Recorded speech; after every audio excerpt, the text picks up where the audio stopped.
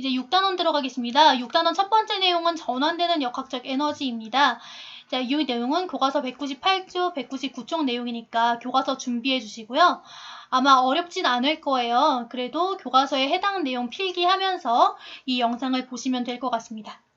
자, 그럼 아까 두 가지 에너지 살펴봤는데요. 운동 에너지와 위치 에너지 살펴봤었죠. 그런데 이번엔 세 번째, 역학적 에너지라는 게 나왔습니다. 역학적 에너지란 어떤 에너지일까요? 쉽게 말해서 역학적 에너지란 운동하고 있는 물체가 가지고 있는 운동 에너지라고 생각하면 됩니다.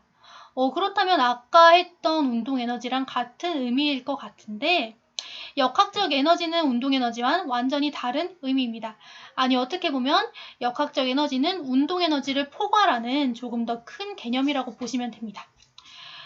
자, 아까 다뤘던 운동 에너지 공식 한번 살펴볼까요? 2분의 1 mv 제곱이라는 공식으로 운동 에너지를 계산할 수 있었죠?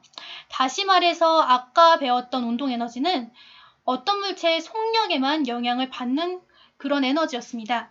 어떤 물체의 운동은, 그러니까 운동하고 있는 물체는 속력만 변하는 게 아니에요. 굉장히 다양한 것들이 변합니다. 자, 예를 들어 볼게요. 자, 지금 운동하고 있는 물체가 눈에 띄지요. 누가 운동하고 있나요? 그쵸. 가장 크게 운동하고 있는 건 바로 요 농구공들일 텐데요. 이 농구공들을 한번 살펴볼게요. 자, 지금 사람이 공을 탕탕탕탕탕탕탕탕 치니까 공의 속력이 계속해서 변할 겁니다.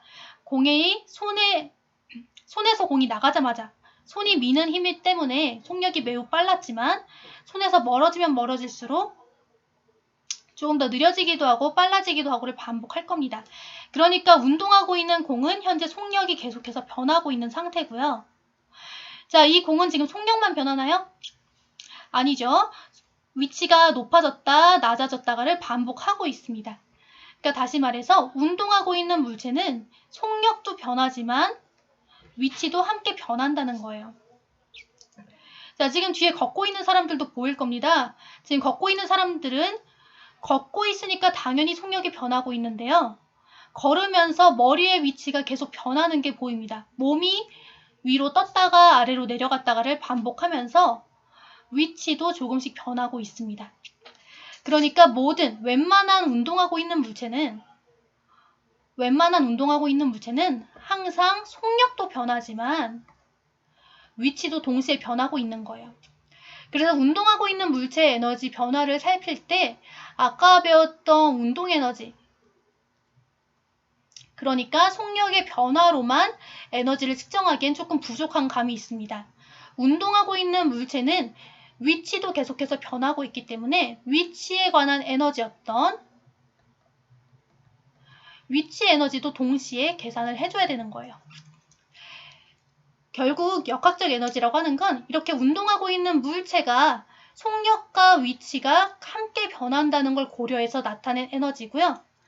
이 역학적 에너지는 우리가 위치 에너지와 운동 에너지의 합으로 나타냅니다. 물체가 운동할 땐 속력과 위치가 동시에 변하기 때문에 위치에 관한 에너지와 운동 속력에 관한 에너지를 동시에 고려해서 에너지를 나타내야 된다는 개념인 거죠. 자, 그럼 이 역학적 에너지가 어떻게 전환되는지 한번 살펴보겠습니다. 교과서 198쪽 해보기 같이 해보도록 하겠습니다. 교과서 198쪽 해보기 보니까 위치 에너지와 운동 에너지 변화 설명하기라고 되어 있는데요. 상황 한번 살펴볼게요. 현재 어떤 여학생이 공을 위로 던져 올리고 있습니다. 그러면 공을 던져 올렸으니 공은 위로 올라가다가 시간이 지나면 다시 떨어질 겁니다. 이 공의 운동을 한번 살펴보자는 거예요. 자, 문제 읽어보겠습니다. 그림은 공을 위로 던져 올렸을 때의 모습을 나타낸 것이다. 그림에서 각각의 상황에 알맞은 말을 골라 표시해보자 라고 되어 있습니다. 자, 이 그림 한번 살펴볼게요. 그래서 처음에 이거 소녀의 손입니다. 소녀가 손의 힘으로 농구공을 위로 올리고 있습니다. 위로 올라가던 농구공은 시간이 지나면 점점 느려지다가 가장 높은 위치로 올라가게 되죠. 높이 올라가다 멈춘 공은 이내 다시 떨어지고 맙니다.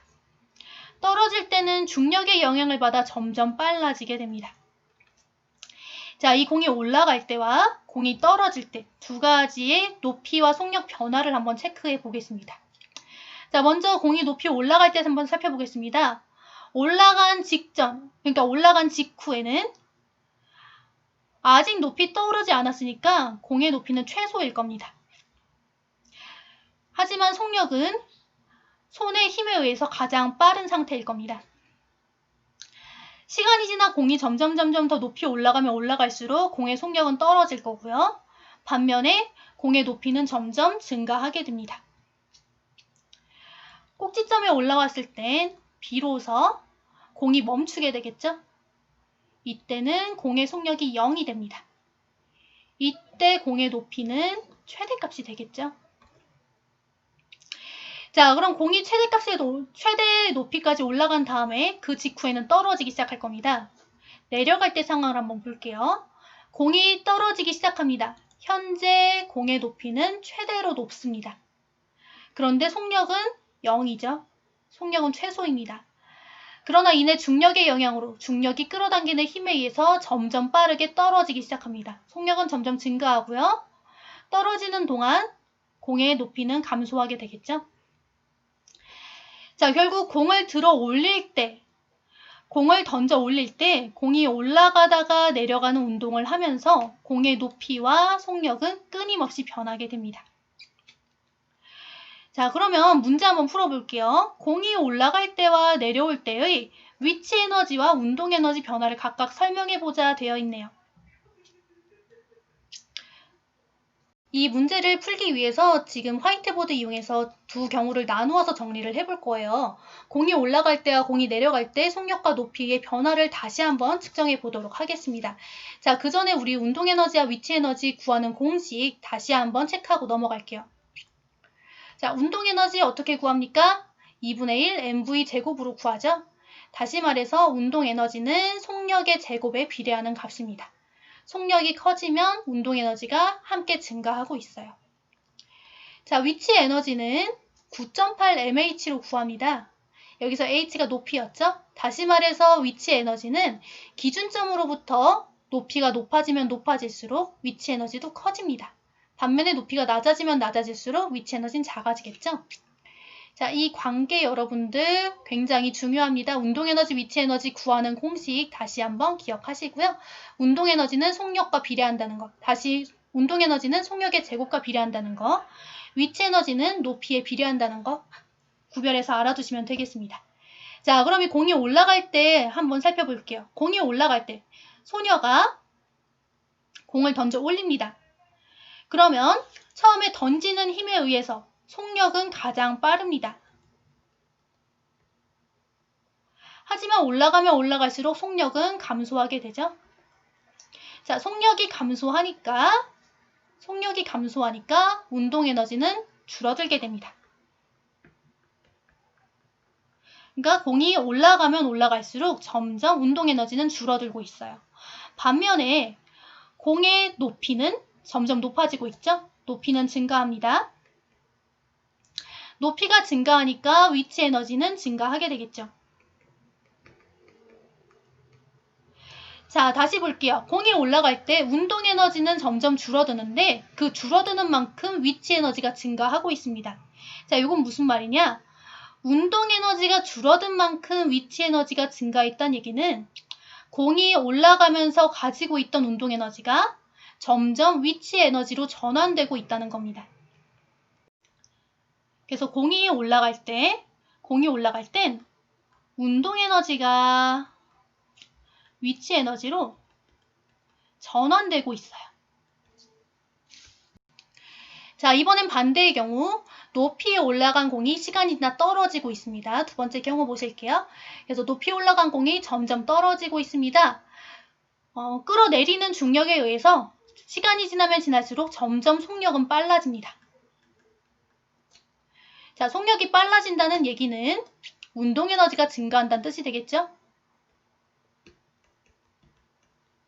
반면에 가장 높게 있던 높이에서 시간이 지나면 지날수록 점점 낮아지게 됩니다. 높이는 감소하죠. 높이가 감소한다는 얘기는 위치 에너지가 감소하고 있다는 얘기가 되겠네요.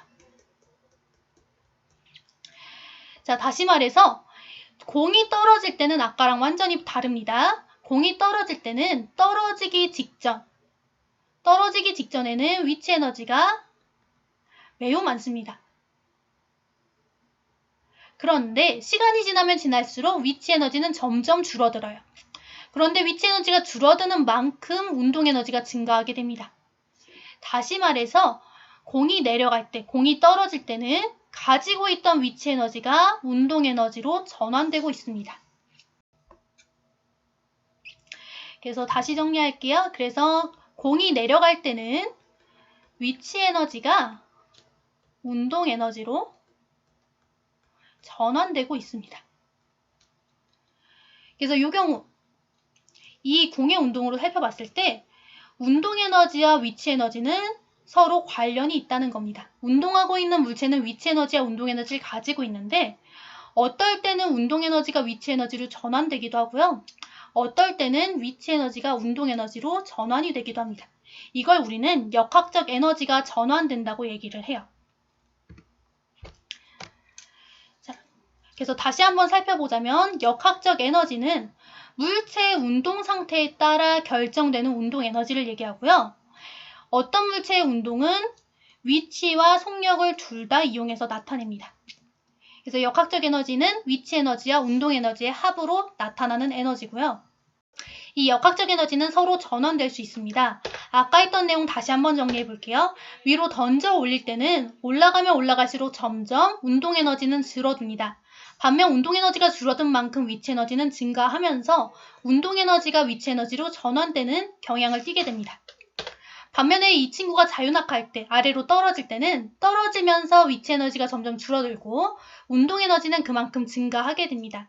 즉, 위치 에너지가 운동 에너지로 전환되는 경향을 띠게 됩니다.